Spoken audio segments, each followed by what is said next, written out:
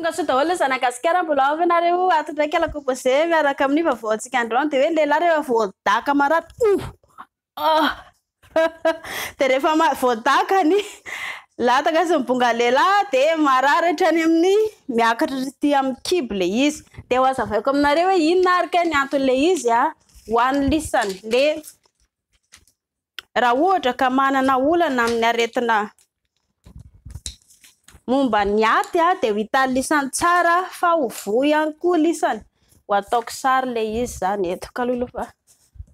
apitsika solaitra be sa solaitra kely sa solaitra inona tsy maintsy apitsika sary le izy zany mba ho fanazavana tanareo ty ity ny vo ho ataoko ohatr' zao ngamba le izy hitanareo ity ny vo to tsy mandeha koa ty feutre ty zao le mandreraka atao feutre tsy mandeha ito zao sa mandeha mila ataontsika feutre mazava le izy fa raha vao tsy sady ataontsika somary ngezangeza ity ny vo na hoe rein filazana azy de misy ale akavisy eto amin'ny akavanana io ao anatin'ny kibonelahy io misy ale tuyau kely oatra zao midina aty ambany aty tsy mandeha daholo ilay feutre fa tsy hay hoe inona ny nampahatonga an'izay hovaintsika mangamanga indray tsy solana izany de lafiny teknika de midina ambany ny tatavy rehefa tonga indray ny tatavy de avy eo midina ato amin'ny prostate ary eto ny latakela ny bonga aloha somary ty boribory ty de ny latakela ilay mikorozaroza eto ambany eto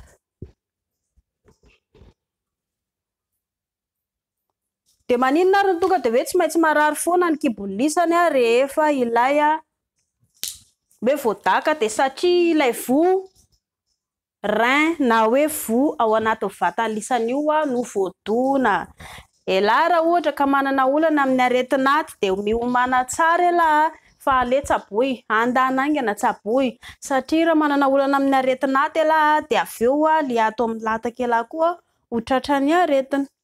arary tsy ho salama ary zay koa le mampatonga ilay hoe lasa mora tonga kely le izy ny olana mampalahelo ihany koa de indray ianao ho tratrany hernie ny hernie ny mampalahelo aminazy koa iny tsy maintsy didina de kolokoloiny lataka ho an'ny lisany mpihinana brochette rehefa hoe sakasabotsy na weekend miala sasatria zay de andeza ireny fatina charbon